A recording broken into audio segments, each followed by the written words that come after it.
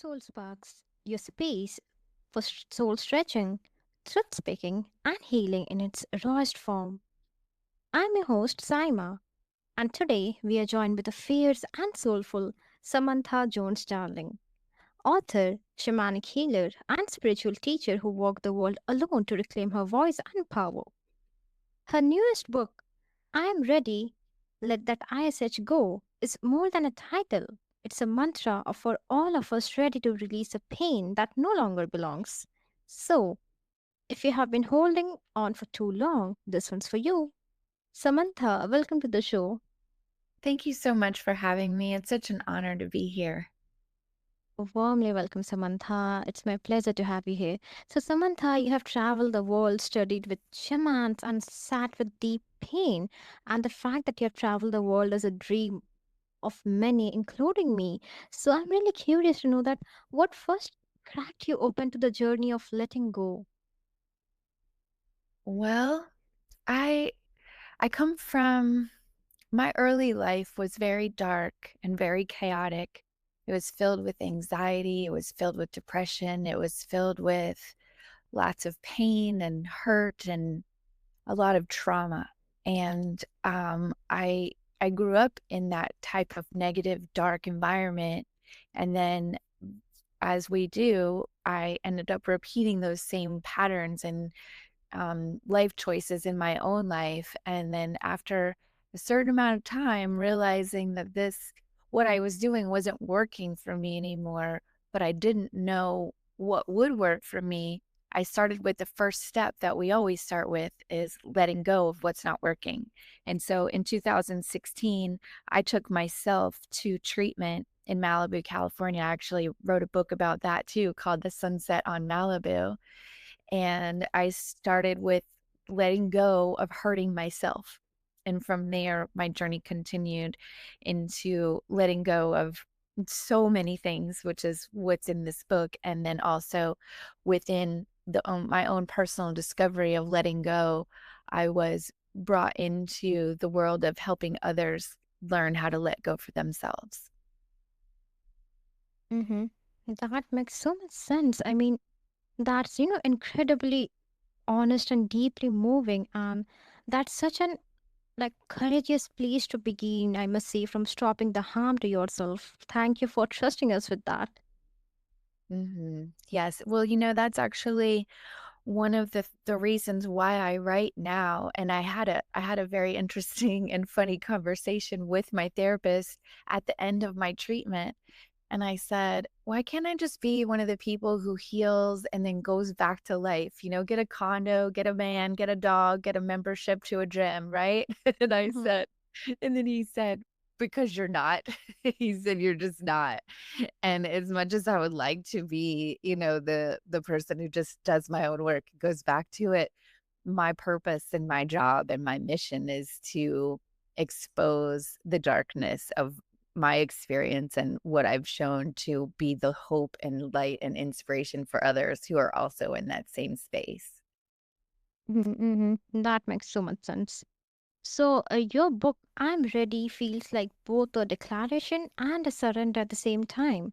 So, how did that phrase come into your life and what does that mean to you now? That's a good question. It's a layered answer because we're dynamic and layered individuals. And so the first part of I am ready, let that ish go, it's a little bit of a joke, right? Because let your ish go is a play on a curse word, right? And so Hmm. it's it's meant to, get people thinking a little bit lighter about the heavy things that are in their life. And then secondly, and more importantly, it comes from, the premise as a healer that we are not meant to walk around and tap people on the shoulder and say, it's your time, let's go heal. It's the other way around when the individual feels ready. And when they feel ready is when they come to me. And during those times when I've been working with clients who are ready and we get to the culmination of all of the healing that is detailed in this book, there's a moment where we're standing there and I look at them and I say, are you ready to let this go?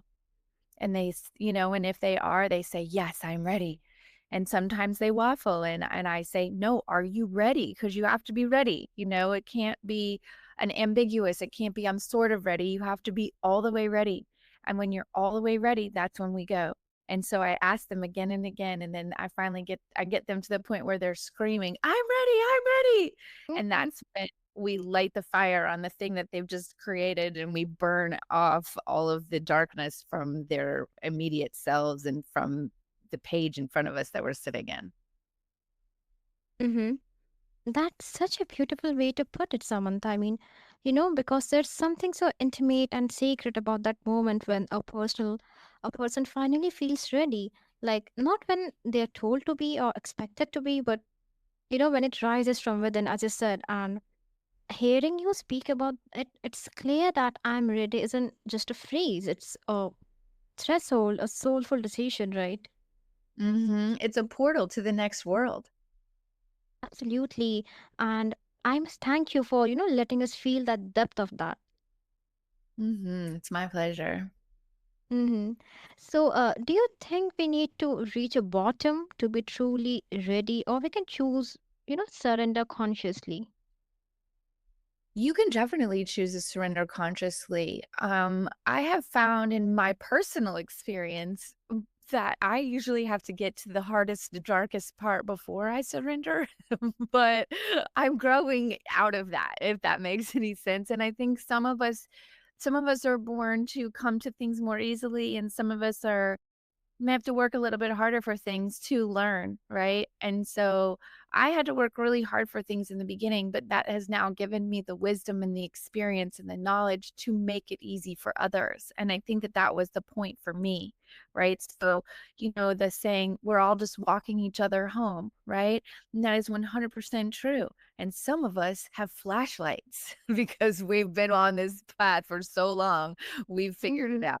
That's what I tell people. I'm like, "We're all just walking each other home. I just got a flashlight. I just been here before. I'm not any better than anybody else. I've just I've been in the darkness a while and figured out how to turn the light switch on."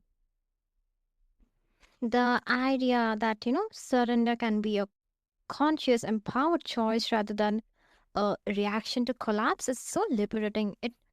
I feel that it shifts the entire narrative from one of survival to one of agency and trust. And I think that remembering will land so deeply with those listening, you know? Mhm.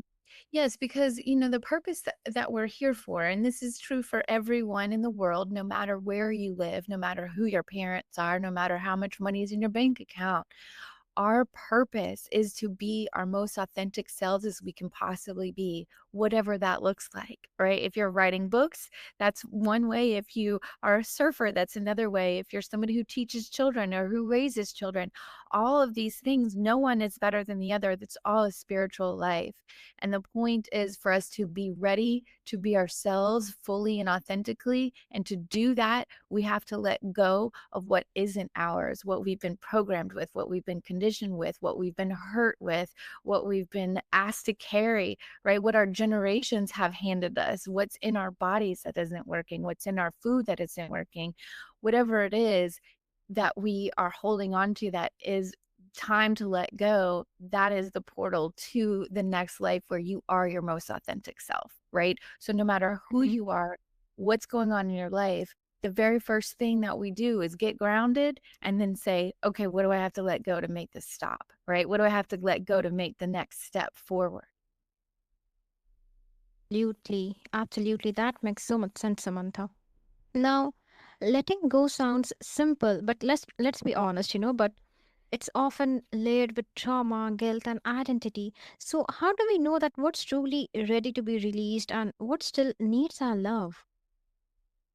Well, it's actually the answer to that is releasing is love.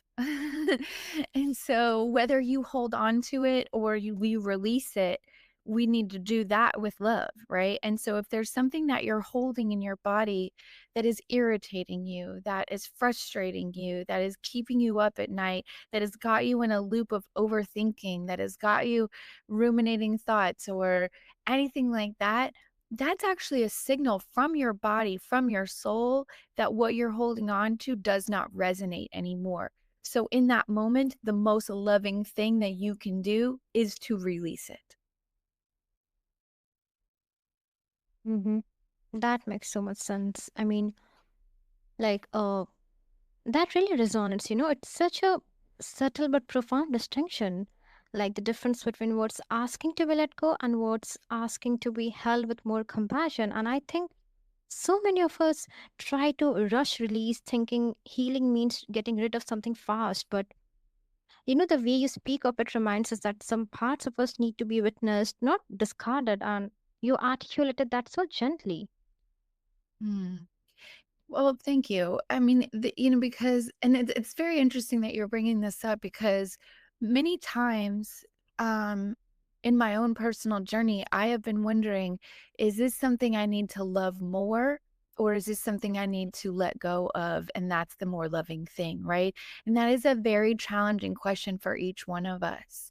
And I just lived through it a couple weeks ago, and and and it comes to the question of, are we being avoidant or are we being loving, right? Are we avoiding our feelings by holding on to this thing because it's easier, because it's what we're used to? Is it because, or are we facing the new thing, right? Are we letting go so we can step into the new? Does that make sense? That completely makes sense. I completely agree with that, even. So, can you share some tools or practices that, help your clients soften into release instead of resisting it? Yes, I can. The most powerful tool that I have, and it's in this book, it's in all of my books actually, is, it's a breath that I received from my yoga teacher many years ago, and, his name is Mark Whitwell, and he's, an older gentleman from New Zealand, and he studied in your country with Krishnamacharya. People refer to him as the father of yoga. And so I say that because it is the most pure form of yoga, and it has not, what I'm about to say has not been, you know, what's the word I'm looking for? Anyway, it's the most pure Mhm. form. And so this breath has a name, and I apologize, I don't know it, but over the years it has become so powerfully useful in my own life and with other clients that I have nicknamed it the magic breath. And one of the very first chapters in here is, teaching the magic breath. And it's a breath that brings you home to yourself. It's a breath that allows you to ground into yourself. And most of us have heard of grounding. And if you're on the spiritual path, you know what that means. And we're often led to think about grounding as going outside and putting our bare feet onto the earth. And 100% that will work every time. But what most of us are overlooking is that we are of the earth and we are of nature, our human bodies. You don't have to go outside to ground into yourself. You just have to come into your physical body. And through that, we use the breath, right? We use the medicine of air and we Mm-hmm. come into ourselves. And so the magic breath has a couple of different pieces to it. And I won't get into all of them now. But when you are in tune with this breath, your body knows this breath and your body loves this breath. And this breath is effortless to your body, right? So it's not hard to learn. It's just a remembrance and it takes very little time. And when you remember what this breath is and you practice it regularly throughout the day, you will be a grounded person. You will make decisions from a grounded place. You will have discernment from a high calling, right? You won't make decisions based on what you're supposed to do. You will make decisions based on what you want to do. You will not be easily swayed out of your alignment. And that's what I love about this breath. And that's why it's in all of my books, because the first thing we do is we get grounded, then we let go. Hmm. I love that, Samantha. Absolutely. The magic breath. I mean, there's something so beautifully simple yet profound about naming it that way. And the way you describe it, not as a forceful, but as something, that softens and welcomes. That's such a gentle invitation in a world that often pushes us to power through. I mean, thank you for reminding us that coming home can be as close as one conscious breath. And I absolutely love that, the magic breath, once more time. Yeah, it's kind of childlike, but it's meant to be. Mhm. Absolutely. So, like you have worked with people in their darkest moments. So can you share what patterns do you see that, keep people trapped in old pain? Most of the time, it's because they're stuck in they can't let go, and that's why. Most of the people, they're stuck in their dark moments because they have not learned how to surrender to it, and they have not learned how to just allow it, and for various different reasons. One client's coming to mind right now, and he had a very powerful story of going camping when he was a young person, 11, 12 years old, and having unspeakable things happen to him by the other boys at the camp that he went to, and then coming home and not being able to tell anybody what happened. And Dr. Gabor Mate, who talks about this all the time, the trauma is generally not the thing that happened to you. It's the moments afterwards when you weren't able to share your pain with anybody in a safe way. You're afraid to tell your parents. You're ashamed to tell your parents. You're terrified of what people might think of the thing that has happened to you. And so we hold that inside. And that's when we get stuck in that moment when we don't share our pain. That's what makes us stuck. When we don't allow ourselves to feel it, when we don't ask for help, that's when we get stuck. And that man came to me 55 years later, still stuck in that moment, and had thought that it was about his mother's death that he came. He said, "I haven't cried. My mother died a year ago and I can't cry." And so I asked him many questions, and we kept going and we kept going, and we found that place where he got stuck. So this is how I know that this letting these techniques in this book are so crucial and important for us to learn as adults and give to our children, because we did used to know how to let go. We have been shut down in pretty recent times, actually. And I go into this in the book as well. Why are we all so stuck in our self-expression? And so we have to open up and release what is inside of us so we can feel free to live and breathe and rest. And as Mhm. you said, come home to softness. It's heartbreaking actually that how many people carry their darkness like it's part of their identity, not because they want to, but because it's familiar, almost safer than the unknown of release. But the way you speak to that, the stuckness, the inability to let go, is it's so real. And I think it will resonate deeply with anyone who's been holding on to pain without, Yeah. realizing how much it's costing them. Yeah. And the thing is because everyone's doing it, so very few people realize how hard it is on themselves because it's what everybody's doing. And one of the things that I talk about with my clients is you can't heal from fire if you're still standing in the flame. And most of us don't even realize that we're on fire. I agree. So, how can someone, begin shifting even if they feel emotionally paralyzed?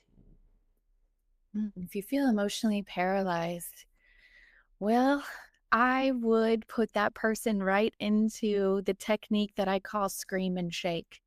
And I would and, it's a visceral activity, it's a visceral technique, but you said something before about letting go not being simple.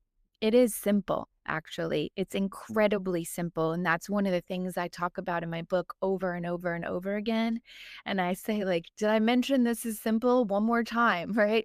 Do not underestimate the usefulness of simplicity. The source, the creator, God, whatever you want to call the thing that we all come from, made the process here easy. It is our human minds that have convoluted the system and made it complicated. It is very simple to let go. It is hard to do because we don't know how to do it. That's why I wrote this book, to teach people the simplicity of it and to give you the skills that you need to make your life easy, to make letting go easy. Mm-hmm. That's so raw and real, Samantha. I mean, and honestly, such a powerful antidote to paralysis. We so often forget that, emotion lives in the body, not just the mind. And scream and shake technique feels like a reclamation, I must say. like giving the nervous system permission to do what it was never allowed to do in those frozen moments. And it's primal, it's honest, and it, breaks through that numbness in such an embodied way. And you have brought that kind of aliveness into the healing space now. Thank you. I love the way that you reflect back what I'm saying. You have such a quality way of expressing yourself. Oh, thanks, Atone. Now, It's really nice. You're elevating my own experience of me. Thank you. oh, that means a lot. This is gonna make my day surely. I'm actually making a video of us talking right now. I'm definitely gonna use this clip. Sure, sure, you go ahead with that. Now, if someone listening is whispering that I'm ready, what would you say is the first courageous step they can take? That in itself right there, knowing that you're ready to take the next step, that's where the courage lives. Use that fire and go for it. You know what I mean? Go for it. Listen to your body. Let your body lead. If you feel like screaming, that's because you need to. If you feel like going for a walk in the woods, that's because you need to. These are moments of healing that are naturally embedded into our instincts, and we overlook them all the time. We ignore them, we dismiss them, we avoid them because that's what we're programmed to do. But the body knows what it needs. It needs naps, it needs walks in nature, it needs swimming in the ocean. If you can't get to any of those, you make do with what you can get to. You go to the park, you make saltwater Epsom baths, you make it work. Hmm? Yes, yes. Sometimes the most courageous act is like simply saying yes to yourself for the first time, as you said. And Mm. that's really a beautiful and tender offering. I too feel that, because the whisper, I'm ready, can feel so quiet, but at the same time, it holds so much power. And the way you honor that first step, not as something grand or dramatic, but as something deeply intentional and sacred, it's such a gift. That's a gift. I agree. Mhm. Yes, yes. Now, like, what would you say to the part of them that, still fears, like, what's on the other side? I say sit down and let the fear just be inside you. Let the fear fill your body. Let the fear fill your brain. Don't pick up your phone. Don't call anybody. Don't eat anything. Don't drink anything. Don't walk anywhere. Just sit down and let yourself be afraid and see what happens next. Because feeling your feelings and understanding them is step one. We have to feel and understand, okay, I'm afraid. And many of us, myself included, we weren't allowed to have feelings when we were children. We were, and especially we weren't allowed to have any feelings of fear or discomfort or being unsatisfied in any way. So if you grew up in that space or anything like that, the first thing that you want to do is to sit down and just feel afraid and say to yourself, it's okay to be afraid. I'm allowed to be afraid and just be in that before you say, okay, we got to get up and do something. Okay, we're going to move through the fear. Okay, we're going to feel the fear and do it anyway. Yeah, yeah, that's fine. But first, sit with it. Okay. Just sit there and surrender to the emotion and allow it to leave your body and experience what that feels like first. Then you'll start really getting in touch with your own energetic emotions and what that feels like in and out of your body. And that is when you're going to get mastery of what needs to stay and what needs to go, back to your reference of 10 questions ago. Mm-hmm, mm-hmm. I really love that, Samantha. I mean, there's something so honest about just letting yourself feel afraid instead of like trying to fix it or fight it. It's like you're saying you don't have to have it all figured out to take the next step. Just sit with what's real and trust that something will shift. And thank you for reminding us that fear doesn't mean we are broken, it just means we are human. That's right. Wow. Do you want to write a book with me? Oh, absolutely. I would love to. And I am I am actually writing books. That I'm not makes so kidding. much This is sense. so good. Thank you, girl. Thank you. Samantha, you reminded us that letting go is not losing, it's liberating. We are not our pain, we are not our past, and yes, we are ready. So, thanks for joining us on Soul Sparks with Saima.